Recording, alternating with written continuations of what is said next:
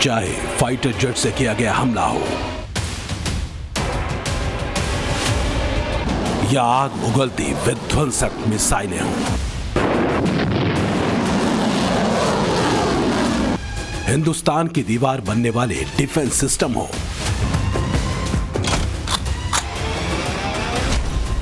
या दुश्मन को बर्बाद करने वाली मशीन गन हो,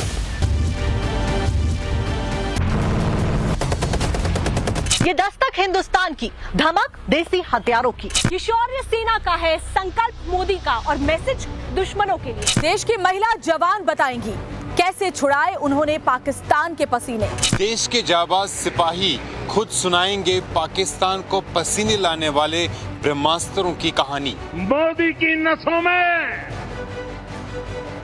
लहू नहीं, गरम सिंदूर बह रहा है। विनय न माने जलधि जड़, भय 3 दिन बीत, बोले राम सकोप तब, भय बिन होए न प्रीत। तो समझदार के लिए इशारा ही काफी। पाकिस्तान को आतंक की बीमारी से मुक्त करने के लिए पाकिस्तान के अवाम को आगे आना होगा, पाकिस्तान के नौजवानों को आगे आना होगा। सुख चैन की जिंदगी जियो, रोटी खाओ, वरना मेरी गोली तो है ही। 7 मई के तड़के 10 से 10 मई की रात तक हिंदुस्तान ने दिखा दिया कि हौसले जितने फौलादी हैं, हथियार उससे भी ज्यादा तबाही मचाने वाले हैं। जंग 4 दिन की हो या दुश्मन को 4 मुल्कों से कितना भी सपोर्ट मिले, भारत का शौर्य आसमान में बुलंदियों पर रहने वाला है। हिंदुस्तान के फाइटर जेट पाकिस्तान के इतने टुकड़े करेंगे कि गिनती नहीं हो पाएगी। मिसाइलें इतने छेद करेंगी कि पूरे पाकिस्तान में गड्ढे ही गड्ढे नजर आएंगे। इतने बम मारे जाएंगे कि सिर छिपाने की जगह नहीं बचेगी। और गुस्ताखी की कोशिश की तो डिफेंस सिस्टम से सब कुछ खाक कर दिया जाएगा। मशीन गन का मुकाबला करने की इच्छा शक्ति नहीं बचेगी पाकिस्तान की। क्या ये अब सहना चाहिए? क्या गोली का जवाब गोले से देना चाहिए? ईंट का जवाब पत्थर से देना चाहिए?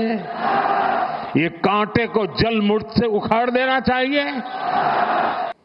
जब युद्ध का नौबत आई, तीनों बार भारत की सैन्य शक्ति ने पाकिस्तान को धूल चटा दी। ऑपरेशन सिंदूर को आज 20 दिन से ज्यादा बीत चुके हैं। देश दुनिया के अलग अलग मंचों पर हिंदुस्तान की शौर्य गाथा का अलग अलग तरीके से जो चैप्टर है उसको पढ़ा जा रहा है, गंभीरता से लिया जा रहा है। इसके साथ साथ में भारत की भविष्य की संभावनाओं को भी टटोला जा रहा है। ऑपरेशन सिंदूर के दौरान भारत ने अपनी रक्षा ताकतों का बखूबी इस्तेमाल किया है। मेड इन इंडिया हथियार से लेकर विदेश से खरीदे गए जेट और ड्रोन पाकिस्तान के लिए काल सरीखे साबित हुए। इसका नतीजा ये हुआ कि पहले हिंदुस्तान को केवल हथियार खरीदने वाले मुल्क के तौर पर देखा जाता था, लेकिन अब वो सप्लायर भी बन गया है। पहली डील हुई है यूनिवर्सल रॉकेट लॉन्चर को लेकर, जिसके लिए इजराइल ने 150 करोड़ का ऑर्डर दिया है। ब्रह्मोस को खरीदने के लिए कतार लगी है। दुनिया के कई देश इस मिसाइल को अपने सैन्य बेड़े में शामिल करना चाहते हैं। सबकी इच्छा यही है कि पाकिस्तान में आतंकी ठिकानों से लेकर पाकिस्तान के एयरबेस को बर्बाद करने वाली ये मिसाइल उनके सैन्य बेड़े का हिस्सा बने। रूस की मदद से तैयार होने वाली इस मिसाइल को हाल ही में भारत ने फिलीपींस को बेचा है, करीब 3,225 करोड़ की डील के तहत। हिंदुस्तान के पास ब्रह्मोस के 2 वेरिएंट मौजूद हैं, ब्रह्मोस ब्लॉक 1 और BrahMos air launch. BrahMos extended, BrahMos 2 hypersonic और ब्रह्मोस एनजी पाइपलाइन में है। दावा किया जा रहा है कि आने वाले कुछ सालों में इस मिसाइल की रेंज 600 किलोमीटर से बढ़कर 1500 किलोमीटर तक हो जाएगी। इसकी मौजूदा 3700 किलोमीटर प्रति घंटे की रफ्तार में भी इजाफा किया जाएगा। कारगिल युद्ध के बाद भारत ने 2001 में पहली बार इस मिसाइल का सफल परीक्षण किया। उसके बाद से इसमें कई बदलाव किए गए। जमीन, आसमान और पानी तीनों ही जगहों से ये सटीक वार कर सकती है। अंतर्राष्ट्रीय आतंकी घटनाओं के सरगना सियालकोट कैंप और कई सारे कैंपों में छिपे बैठे थे, उस सबको हमारे बम के धमाकों की गूंज ने स्पष्ट संदेश भेजा है कि भारत की जनता के साथ अगर किसी भी प्रकार का दुर्व्यवहार किया गया, आतंकी घटना की गई, तो उसका जवाब दुगने जोश के साथ दिया। दुश्मन के रडार को चकमा देने की काबिलियत, सटीक मारक क्षमता और तेजी से प्रहार का मादा। ऑपरेशन सिंदूर में पाकिस्तान को सबसे ज्यादा दर्द पहुंचाया ब्रह्मोस ने।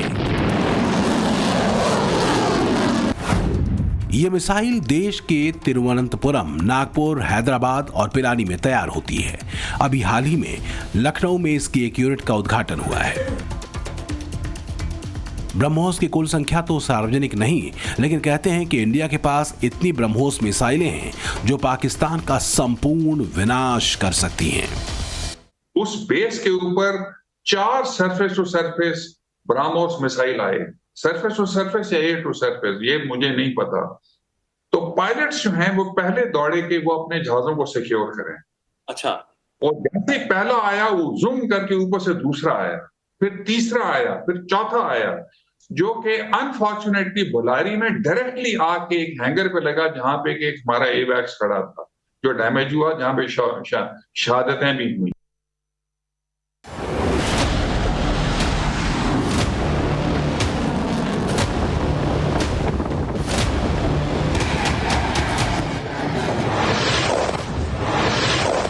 ब्रह्मोस ने पाकिस्तान के रहीम यार खान एयरबेस को आईसीयू में भेज दिया, तो एक मिसाइल ऐसी भी है जिसने खुला चैलेंज देकर पाकिस्तान में पलने वाले आतंकियों की छाती को छलनी कर दिया। भारत ने ब्रह्मोस के अलावा स्कैल्प मिसाइल का इस्तेमाल हैमर बम और कैमिकेज ड्रोन से भी कई आतंकी ढांचे तबाह किए। स्कैल्प मिसाइल को राफेल पर लोड किए जाने का मतलब दुश्मन की तबाही 100% पक्की, और ऑपरेशन सिंदूर के दौरान स्कैल्प ने यही किया। रक्षा सूत्रों के मुताबिक पाकिस्तान में बैठे आतंकी मसूद अजहर के परिवार को कब्र में पहुंचाने का काम स्कैल्प मिसाइल की बदौलत किया गया।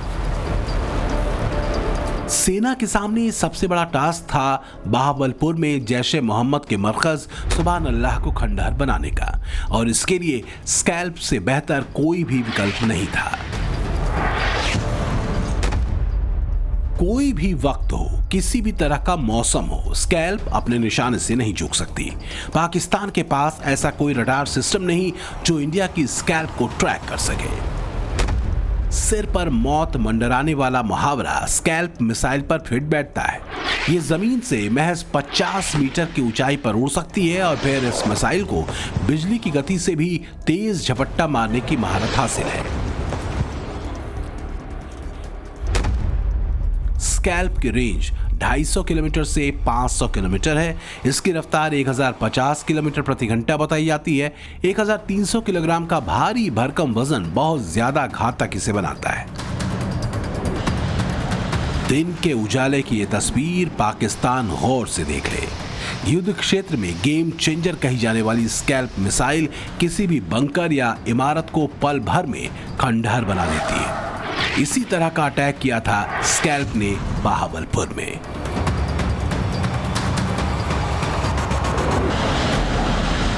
फ्रांस और ब्रिटेन की मदद से तैयार होने वाली इस मिसाइल को हिंदुस्तान ने साल 2016 में खरीदा था। जिस तरह से हिंदुस्तान ने पाकिस्तान और पीओके में स्कल्प मिसाइल से हाहाकार मचा दी, ठीक इसी तरह यूक्रेन ने भी रूस के खिलाफ इस मिसाइल का इस्तेमाल किया। स्कल्प मिसाइल को डीप स्ट्राइक करने की कैपेबिलिटी इसके नेविगेशन सिस्टम से मिलती है। अगर पाकिस्तान दोबारा हिमाकत करता है तो इंडियन आर्मी के पास मौजूद करीब 300 स्कैल्प मिसाइलें 24 घंटे राफेल के साथ उड़ान भरने को तैयार हैं। ऑपरेशन सिंदूर 22 अप्रैल को पहलगाम में हुए विभत्स आतंकवादी हमले के शिकार मासूम नागरिकों व उनके परिवारों को न्याय देने के लिए लॉन्च किया गया था। इस कार्रवाई में 9 टेररिस्ट कैंप्स को टारगेट किया गया और पूरी तरह से इसे बर्बाद किया गया। आतंकी ठिकानों को मिट्टी में मिलाने की ये तस्वीर जब दुनिया ने देखी तब पाकिस्तान को पहलगाम अटैक की गलतियां याद आईं। उसे सोचा नहीं था कि भारत इतने हैमर बम बरसाएगा कि हर तरफ आग और राख का मंजर नजर आएगा। हैमर बम की रेंज 70 किलोमीटर तक है। इसे हवा से जमीन की तरफ छोड़ा जाता है। किसी मुश्किल इलाके से भी इसे दागा जा सकता है। कम ऊंचाई से भी इसके जरिए अटैक किया जा सकता है। तस्वीर देख लीजिए, समझ आ जाएगा कि एक हैमर बम कितने बड़े पैमाने पर बर्बादी मचाता है। अगर किसी इलेक्ट्रॉनिक जैमिंग के जरिए इसे रोकने की कोशिश की जाती है तो उसे चकमा दे सकता है। कहते यही है कि दुश्मनों के लॉन्च पैड और कमांड पोस्ट के लिए काल की तरह है ये हैमर बम। हैमर बम का इस्तेमाल उस जगह ज्यादा किया जाता है जहां टारगेट एक जगह से दूसरी जगह पर मूवमेंट कर रहा हो। इसका वजन 125 किलोग्राम से 1000 किलोग्राम तक होता है। अब जितना शक्तिशाली बम होगा उतना ज्यादा इलाका तबाह होगा। आत्मनिर्भर भारत के तहत भारत ने फ्रांस के साथ इस बम को बनाने का फैसला लिया था। 2026 तक करीब 30,000 बमों के निर्माण का टारगेट था, लेकिन उससे पहले ही इनके इस्तेमाल की घड़ी आ गई। सेना या सरकार की तरफ से क्लियर नहीं किया गया, लेकिन सूत्रों के मुताबिक राफेल से इसे लॉन्च किया गया था। जिस प्रेसिजन के साथ यानी जिस सटीकता के साथ ऑपरेशन सिंदूर एग्जीक्यूट किया गया वह अनइमेजिनेबल है, बहुत ही सराहनीय है। इसमें 9 टेररिस्ट कैंप्स तबाह हुए और अच्छी खासी संख्या में आतंकी मारे गए। जिस तरह से इस ऑपरेशन को किसी भी इनोसेंट को नुकसान पहुंचाए बिना मिनिमम कोलेटरल डैमेज के साथ अंजाम दिया गया, वह इसलिए संभव हो पाया क्योंकि हमारे formidable and professionally trained arm forces के पास इक्विपमेंट भी हाई क्वालिटी के थे। हिंदुस्तान की शौर्य गाथा को बुलंदियों तक पहुंचाने वाला मेड इन इंडिया ड्रोन भी है। इसे कामिकेज ड्रोन या सुसाइड ड्रोन भी कहते हैं। इसके सटीक हमले से कई टेररिस्ट कैंप तबाह किए गए। कमांड मिलने से पहले ये टारगेट के ऊपर काफी देर तक मंडराते रहे। कामिकेज ड्रोन में खास तरह का कैमरा लगा होता है जिसकी बदौलत हमले की हाई क्वालिटी लाइव फीड मिलती है। इसकी रफ्तार 50 मील प्रति घंटे से लेकर अटैक वाली जगह तक भेजने के जरिए पर डिपेंड करती है। इजराइल के ड्रोन्स को दुनिया में सबसे ज्यादा बेहतरीन माना जाता है और यही कारण है कि हिंदुस्तान मौजूदा वक्त में इजराइल के साथ में मिलकर कई सारे ड्रोन्स को तैयार कर रहा है। फिलहाल 2019 में जो स्ट्राइक हुई थी उसके बाद में इजराइल को भारत ने 100 कामिकेज ड्रोन का ऑर्डर दिया था। यही कारण है कि ऑपरेशन सिंदूर के दौरान इन सभी ड्रोन्स का लोहा दुनिया ने माना है। इंडियन आर्मी को इन्हीं ड्रोन्स की वजह से बॉर्डर पार नहीं जाना पड़ा और आतंकियों का काम तमाम कर दिया गया। सैटेलाइट इमेज से जो डेटा मिला उसे इन्हीं के साथ अटैच किया गया था। पाकिस्तान ने बाद में ड्रोन के इन टुकड़ों के आधार पर फर्जी दावा किया कि इंडिया के एक यूएवी को ध्वस्त कर दिया गया। ये सुसाइड ड्रोन के नाम से जाना जाता है। हाँ सर, और हाँ सर, बिल्कुल सर। अब छोटे एक कैमरा है इसका जो कि 15x डे और नाइट दोनों विजन के लिए है। इसमें डे का जूमिंग पावर है सर 15x, नाइट में कोई जूम नहीं है सर। और मिनी कैमरा इसमें जो लगा हुआ है मिनी कैमरा है छोटे वाले ड्रोन में। अगर हमको इसको उड़ाते समय ये गूगल से है, ये फर्स्ट विजन इसमें दिखता है, इस वाले में। अच्छा। इसमें दिखेगा सर। और दूसरा चीज़ इसमें ऑपरेट करने के लिए 2 मैन की ज़रूरत लगती है, 2 आदमी रहेंगे सर।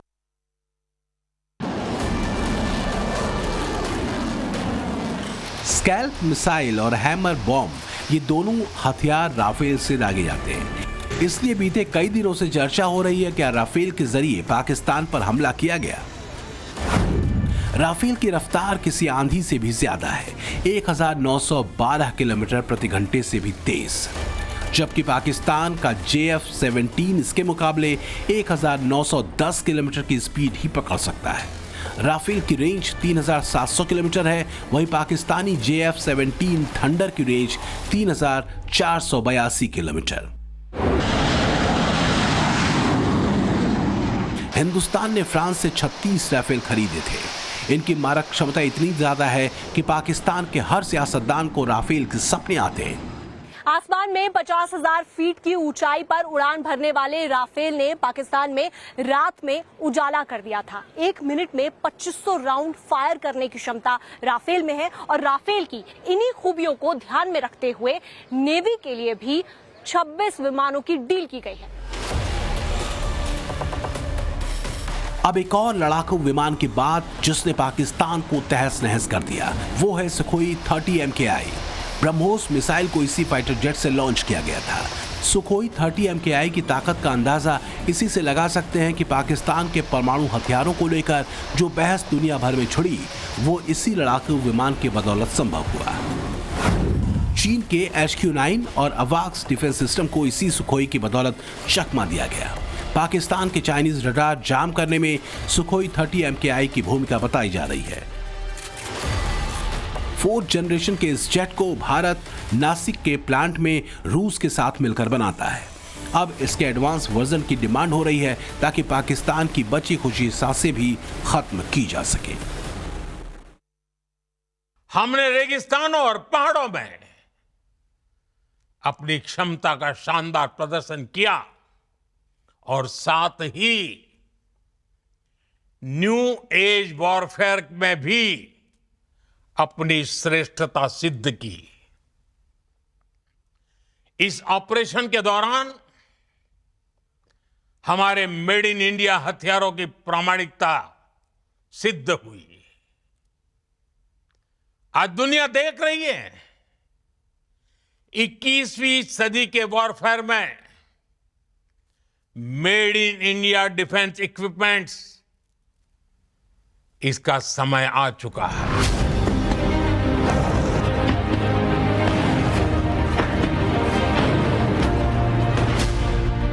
ये हिंदुस्तान की तस्वीर है, दुश्मन की हर साजिश को आसमान में ही धुआं धुआं कर देने वाला रक्षा कवच।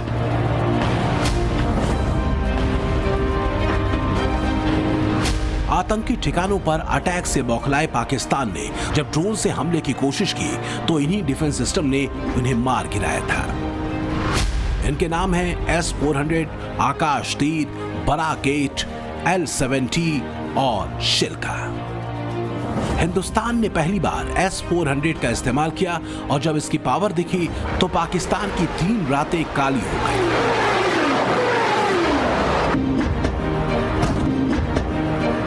सेना के सूत्रों के मुताबिक पाकिस्तान ने जम्मू एयर स्ट्रिप को टारगेट करने के लिए अपनी मिसाइल दागी थी, मगर उधमपुर एयरबेस पर तैनात S-400 ने हर हमले को नाकाम कर दिया।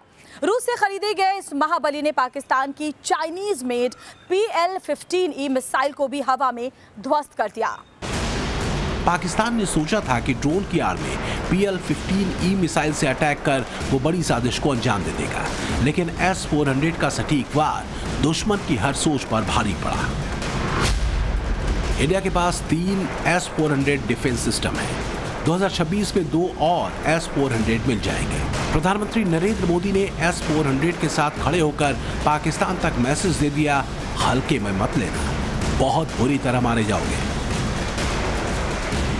हिंदुस्तान के इस देसी डिफेंस सिस्टम को भी देख लीजिए, नाम है आकाश तीर। ये अपने नाम के मुताबिक सही मायने में आकाश का धुरंधर निकला।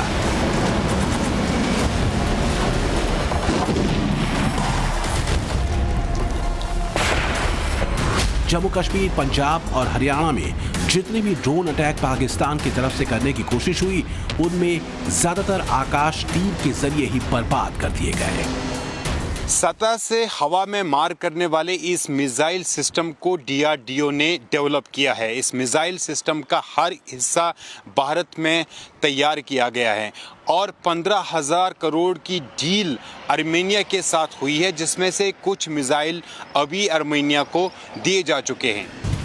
मीडिया रिपोर्ट्स के मुताबिक करीब 100 से ज्यादा आकाश तीर हिंदुस्तान के पास हैं, जिन्हें जम्मू कश्मीर और गुजरात से लगने वाले पाकिस्तान बॉर्डर पर तैनात किया गया है।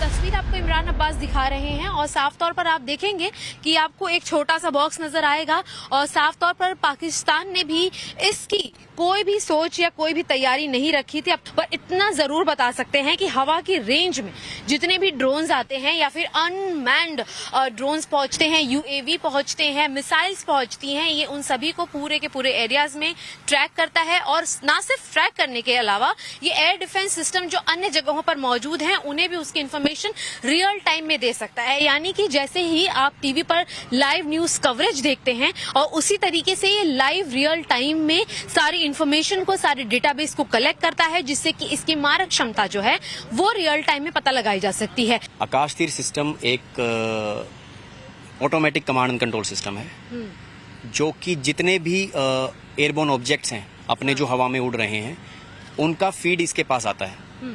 तो फिर जो यहाँ पे ऑफिसर होता है वो बैठता है, वो ये देखता है कि होस्टाइल कितने हैं, उसमें से जो भी होस्टाइल होगा और जिस एरिया में होगा वहां पे हम मैसेज पहुंचाएंगे कि आपकी तरफ ये होस्टाइल टारगेट आ रहा है। तो जो भी वेपन एंड वहां पे होगा, चाहे वो गन सिस्टम हो या फिर मिसाइल सिस्टम हो, वो उस वेपन को इंगेज इफेक्टिवली करेगा। बराकेट, MRSAM, अब्रा, ये तीनों नाम एक ही मिसाइल सिस्टम के हैं और इसके अलग अलग वेरिएंट सेनाओं के पास हैं। सतह से हवा में मार करने वाली इस मिसाइल प्रणाली ने पाकिस्तान की कुछ मिसाइलें ध्वस्त कर दी थी। सूत्रों का दावा है कि सिरसा में जिस पाकिस्तानी मिसाइल को इंटरसेप्ट कर मार गिराया गया, वो बराक 8 का ही करिश्मा था।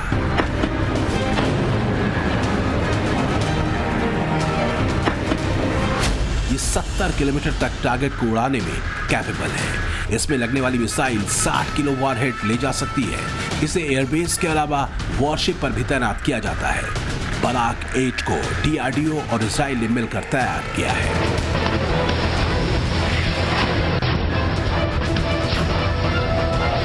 कई साल पहले खरीदे गए पिचौरा ने भी पाकिस्तान के ड्रोन्स को खिलौनों की तरह हवा में उड़ा दिया। पिचौरा के बारे में कहते हैं कि इससे किसी भी हथियार को मार गिराने की 92% गारंटी होती है। पिचौरा को 70 के दशक के रूस से खरीदा गया था, लेकिन पुराने जमाने के इस सिस्टम को DRDO ने अपग्रेड किया और लेटेस्ट मिसाइल सिस्टम के बराबर ला दिया। 20 मीटर से लेकर 20-25 किलोमीटर की ऊंचाई पर उड़ने वाले टारगेट पिचौरा से बच नहीं पाए। पाकिस्तान ने तुर्की के जिन ड्रोन से अटैक की मंशा पाल रखी थी, उन्हें पिचौरा से लॉन्च की गई 5V-24 और 5V-27 मिसाइलों ने नाकाम कर दिया। कम ऊंचाई के टारगेट को हिट करने वाले पिचौरा से लड़ाकू विमान, हेलीकॉप्टर और क्रूज मिसाइल भी नहीं बच पाते। दुश्मन के एयर डिफेंस सिस्टम को नष्ट करके भारत के सेना ने जिस शौर्य पराक्रम का परिचय दी करके भारत की सुरक्षा को पुख्ता इंतजाम करने का उदाहरण प्रस्तुत किया, यह प्रधानमंत्री जी के द्वारा 10 वर्ष पूर्व प्रारंभ किए गए मेड इन इंडिया की उस ताकत का भी एहसास दुनिया को कराता है, जो इस बार ऑपरेशन सिंदूर के माध्यम से दुनिया ने देखा है।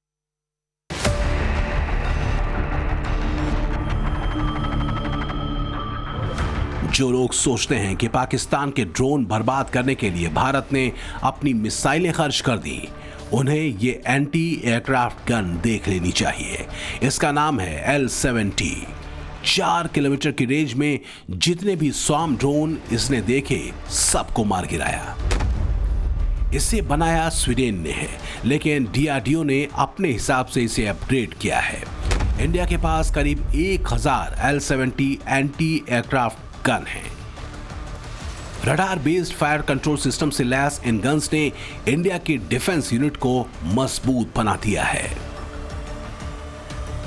इसका एक आकार आपको बताने के लिए काफी है कि इसकी जो रेंज है वो काफी ज्यादा सटीक है। दूसरी अहम बात यह है कि एक तरफ जो नजदीकी ड्रोन्स आते हैं जिससे सबसे ज्यादा अटैक जो है वो पाकिस्तान ने करने की कोशिश की थी, उन्हें ये जल्दी से भाप लेते हैं, चंद सेकंडों में उन्हें निस्तानाबूद कर सकते हैं। जब आप देख पा रहे हैं कि इसकी फिलिंग की जा रही है, यानी कि इसे तैयार किया जा रहा है, तब जो है इसकी मारक क्षमता की खूबियां मैं आपको बताते चलूं कि 50 से अधिक पाकिस्तानी ड्रोनों को मार गिराने में इसकी सक्षमता जो है वो देखी गई है। साफ तौर पर ये चारों दिशाओं में काम करता है और इसकी सबसे बड़ी खासियत यह भी है कि यह जो है रडार आधारित अलर्ट है, यानी कि दुश्मन के ड्रोन या मिसाइल के हमले से पहले रडार सिस्टम अलर्ट देता है, जिससे कि जवाबी कार्रवाई के लिए इन्हें समय मिलता है। आपको बता दें कि L-70 जैसे हथियार बहुत ही तेजी से काम करते हैं और किसी भी तरीके के खतरे को कुछ सेकेंड्स में नष्ट कर सकते हैं। देखिए, ऑपरेशन सिंदूर में आप जिस इलाके में खड़े हैं, यहीं पे भी बहुत सारे ड्रोन अटैक किए गए थे, जो कि फेल्ड अटेम्प्ट से एनिमी के द्वारा।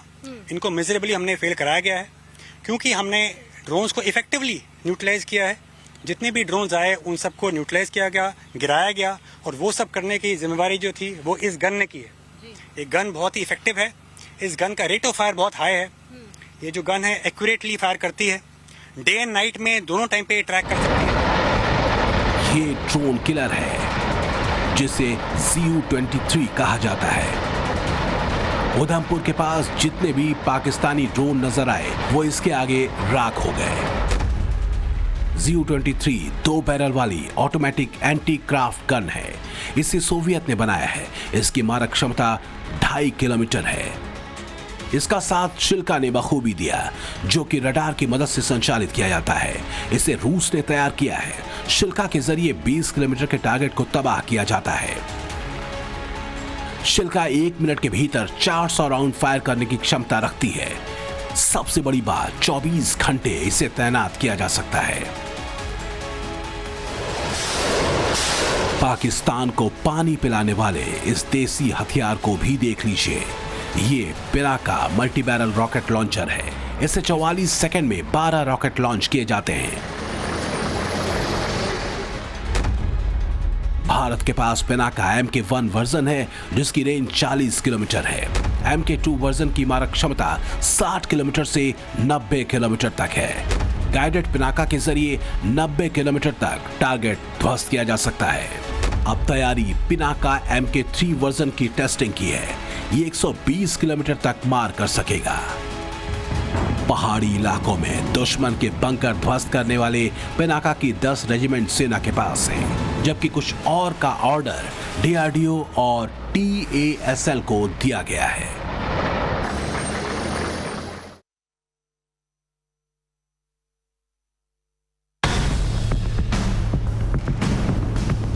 ये पाकिस्तान के मौत के सामान हैं। ये ऑपरेशन सिंदूर के हथियार हैं। पाकिस्तान ने जब बॉर्डर के पास बेगुनाह मासूमों को निशाना बनाने की कोशिश की तो इन्हीं हथियारों से उसे माकूल जवाब दिया गया।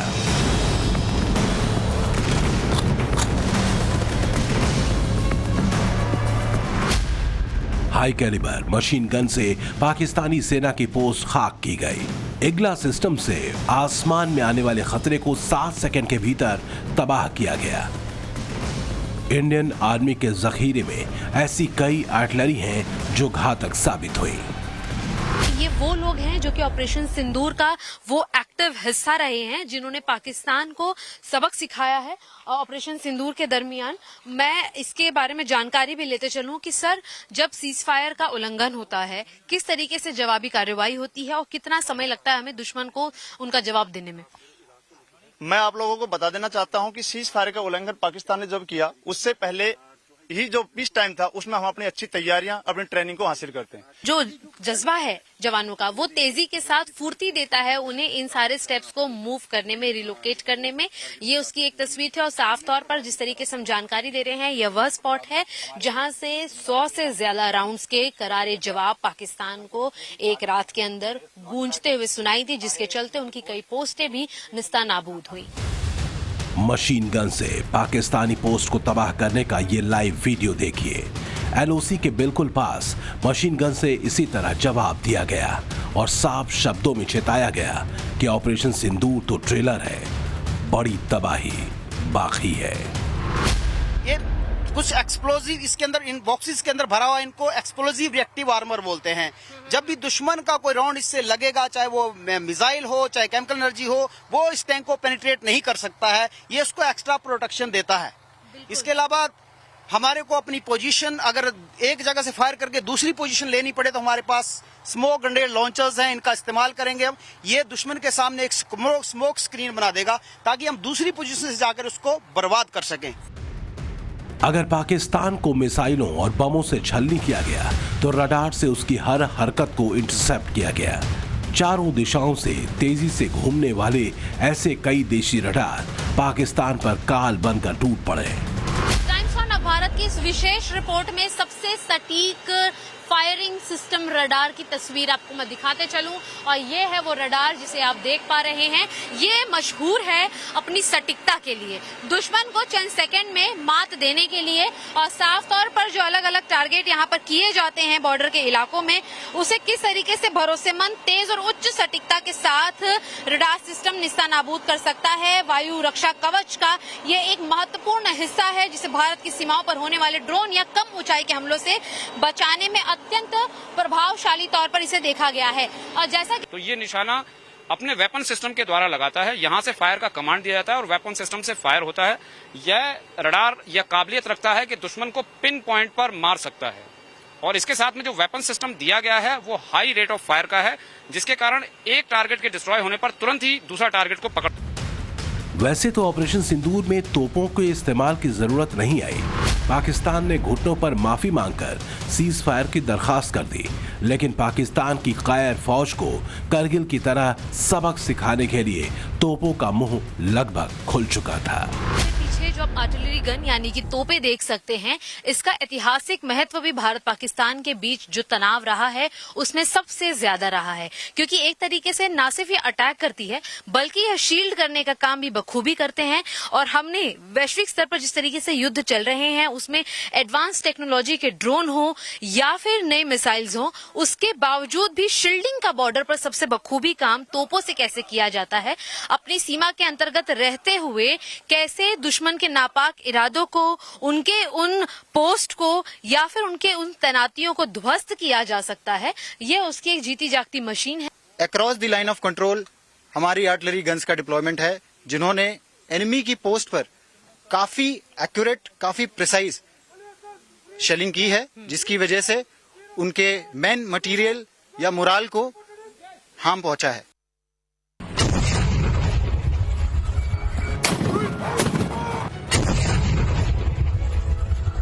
पाकिस्तान इन तस्वीरों को गौर से देख ले। पीओके में बचे खुचे आतंकी भी हिंदुस्तान की इस दिलेरी को पहचान लें। ये बीएसएफ का हमला है जिसने ऑपरेशन सिंदूर के दौरान हल्ला बोला। पाकिस्तानी सेना की 70 से ज्यादा चौकियों को बीएसएफ ने इन्हीं हमलों में नष्ट कर दिया। पाकिस्तान ने भारत के बॉर्डर से लगने वाले 60 पोस्ट पर अटैक किया, जिसके जवाब में बीएसएफ ने 76 पाकिस्तानी पोस्ट को तबाह कर दिया। पाकिस्तान ने 49 फॉरवर्ड डिफेंस लोकेशन को टारगेट बनाया तो बीएसएफ ने 42 पर करारा पलटवार किया। ऑपरेशन सिंदूर जब शुरू हुआ तो बीएसएफ पूरी इंडो पाकिस्तान बॉर्डर पे तैनात रही है।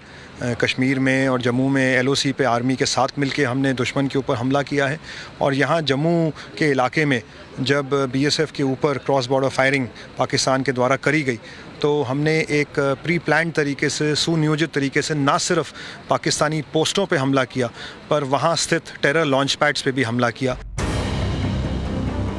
पाकिस्तान की 13वीं के सामान देख लीजिए।